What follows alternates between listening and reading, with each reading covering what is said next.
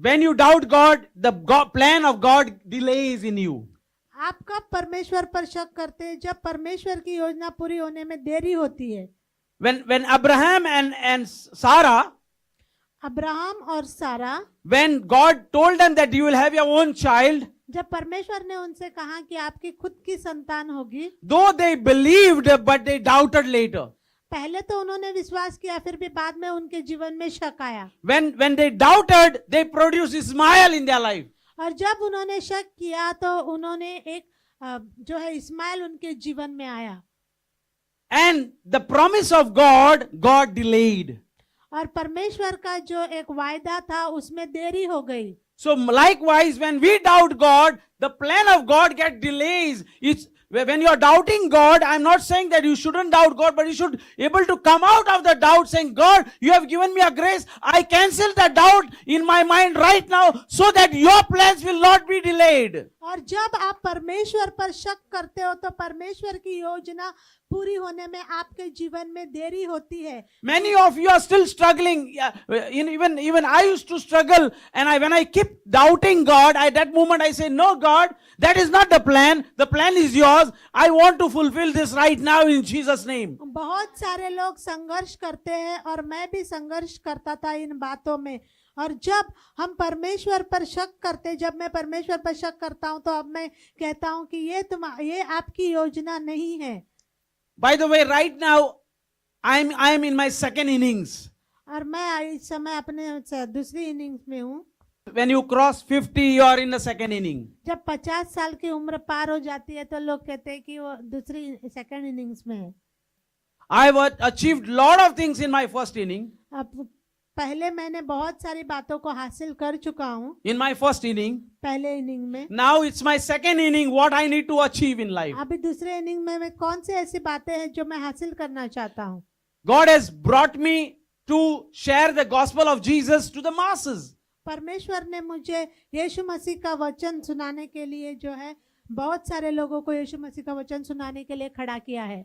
And to share the gospel for the masses, the devil brings a doubt in my mind. और लोगों को वचन सुनाने के लिए जब मैं खड़ा हो जाता हूं तो शैतान मेरे मन में शक डालता है।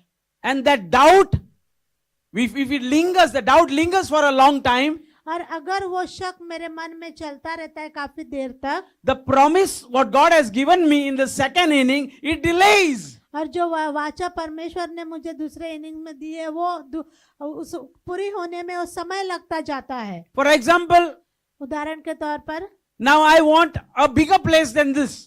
अभी मुझे यहाँ आराधना के लिए इससे बड़ी जगह चाहिए। Some of you may be saying, why we need a bigger place? If you have more people, you can have a second service. आप में से कुछ लोग कहते होंगे कि हमें बड़ी जगह क्यों चाहिए? अगर विश्वासी लोग बढ़ते हैं तो आप और एक सभा ले सकते हैं। Last Sunday we had no place to sit. पिछले रविवार को हमें बैठने के लिए यहाँ पर ठीक से जगह नहीं थी। Today you can sit, relax. आज आप आराम से बैठ सकते हो। But our goal is not only this quantity of people. Our goal is to reach out for more people. लेकिन हमारा हेतु यह है कि हम बहुत सारे और लोगों तक पहुंचे। But the problem is there is a doubt in me which says, should I or should I not? Should I or should I not? लेकिन समस्या ये है कि मेरे अंदर जो शक है कि मैं करूं या ना करूं, करूं या ना करूं। If I ask all of you, 10 people, half of the crowd will say no and half of the crowd will say yes. अगर मैं आप सबसे पूछूंगा तो आधे लोग हाँ बोलेंगे, आधे लोग ना बोलेंगे। So what should I do now? Should I go to God or should I go to man? तो मुझे क्या करना चाहिए? मुझे परमेश्वर के पास जाना चाहिए या मनुष्य के पास जाना चाहिए? If I go to God, His plan will be fulfilled in my life. अगर मैं परमेश्वर के पास जाता हूँ तो उसकी योजना पूरी होगी मेरे So जीवन में। likewise, if you have problems in your life which you are trying to figure out, God, what should I do? You need to go to God and say, God, help me, take the doubt away. It's been getting delayed. वैसे ही अगर आपके जीवन में समस्या है तो आपको परमेश्वर के पास जाके कहना चाहिए कि परमेश्वर आप मेरी सहायता करें क्योंकि ये बातों में देरी हो रही है। If I want a bigger crowd, if I want to preach to the bigger crowd, I should have a same kind of personality and physique and everything for another 20 to 30 years. और अगर मैं बड़ी भीड़ को परमेश्वर का वचन सुनाना चाहता हूँ तो ऐसा ही स्वास्थ्य मेरा बना रहना चाहिए अगले आने 20 या 30 सालों तक। And if I delay, if I have a doubt, if I delay, my 5 years, 10 years are going just like that. और अगर मैं शक की वजह से अगर मैं रुक जाता हूँ, मेरे 5-10 साल ऐसे ही बीत जाते हैं।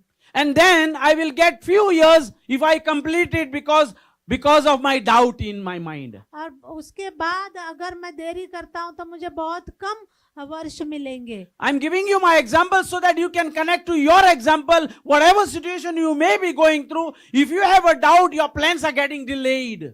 मैं आपको मेरा उदाहरण दे रहा हूं ताकि आप उसको अपने जीवन के साथ जोड़ के देख सको कि कौन सी भी परेशानियों से आप लोग गुजर रहे हो। मैं आपको कहना चाहता हूं कि अगर आप शक करते हो तो परमेश्वर की योजना पूरी होने में देर होगी।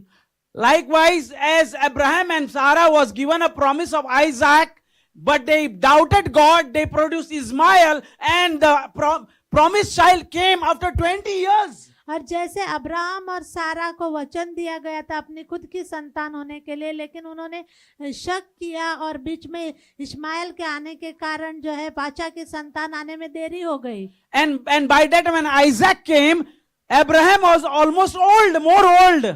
जब तक इसहाक पैदा हुआ तब तक अब्राहम और भी बुढ़ा हो गया था। So if you doubt God, the plan of God is getting delayed in your life and you are not able to enjoy. It would have come earlier. You yourself are delaying God's plan in your life. अगर आप परमेश्वर पर शक करते हो तो परमेश्वर की योजना पूरी होने में आपके जीवन में देरी हो जाएगी।